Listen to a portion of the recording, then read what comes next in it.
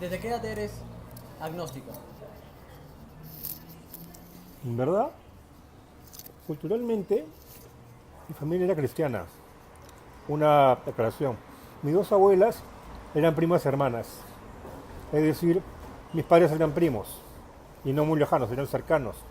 Es decir, por ejemplo, mi madre, si no hubiera sido la esposa de mi padre, igual sería mi tía.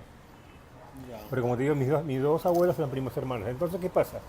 Culturalmente, una familia cristiana. Cristiana provinciana, cajamarquina para más señales. Entonces, ¿qué ocurre? Estudié en un colegio, aparte de ello, de monjas, Santa Ángela en Salamanca, que nos inculcaban el catolicismo como parte de la educación.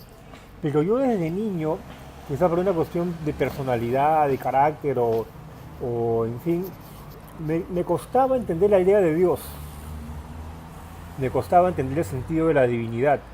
Entonces yo era ya un agnóstico ad honorem, ¿no? O sea, ya desde a priori, ¿no? Pero eso era en la niñez. Además, ¿qué ocurre? Mi padre era profesor y yo tenía al alcance en la casa sus libros de pedagogía, de didáctica, de geografía, que era lo que él enseñaba, textos de Levi-Strauss, de Piaget, de estructuralismo. Entonces, a partir de ahí me interesé por la ciencia.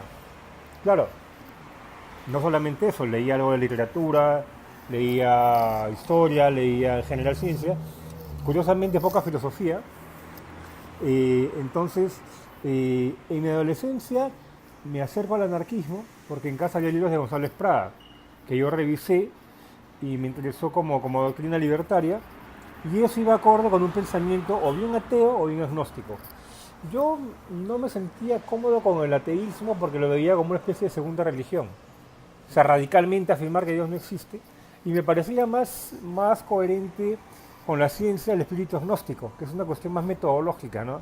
Por lo pronto no podemos afirmar que Dios existe porque la ciencia no puede demostrarlo, pero tampoco podemos demostrar que Dios no existe por la misma razón. Entonces yo tendría ahí pues que edad, 14, 15 años, y ya me hice agnóstico ya, claro, yendo en el tiempo evolucionando, ¿no? O sea, no fue de golpe la iluminación budista, sino paulatinamente con los años fui refinando, mejorando mi concepción, ¿no? Y en la actualidad, con toda calma, me siento agnóstico y no tengo ningún tipo de remordimiento o sentido de inseguridad, sino que lo afirmo con tranquilidad, no soy agnóstico porque me parece lo más sensato y lo más respetable, ¿no? Justamente la cuestión está en que la ciencia y la filosofía se reúnen permanentemente. Permanentemente hay debates. El debate no se cierra. Incluso la ciencia misma no aspira ya a un ideal de perfección matemático, ¿no? Totalmente inquebrantable. No. La ciencia misma reconoce que tiene límites y que hay cuestiones sobre las que no puede pronunciarse. Por ejemplo, el tema de Dios.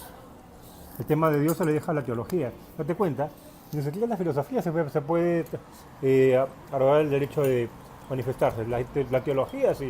O sea, la ciencia se ocupa de hechos concretos, medibles, cuantificables, en cuanto a estudios, por ejemplo, ciencias exactas, o biología, física, química, astronomía, matemáticas, geografía.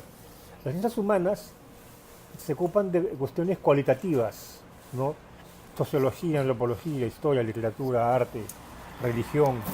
Pero esos son debates que permanentemente se van renovando, pero tampoco son filosofía, porque la filosofía vendría a ser el metatexto o el fundamento conceptual que soporta el quehacer científico y humanístico.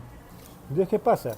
Si la cuestión de Dios no es un tema científico ni filosófico, solo le queda a los religiosos la teología, que es una especie de constructo, como se le llama, teórico, entre comillas, porque no es ni ciencia ni filosofía, pero que sustenta la posibilidad de la discusión sobre un Dios posible de existir.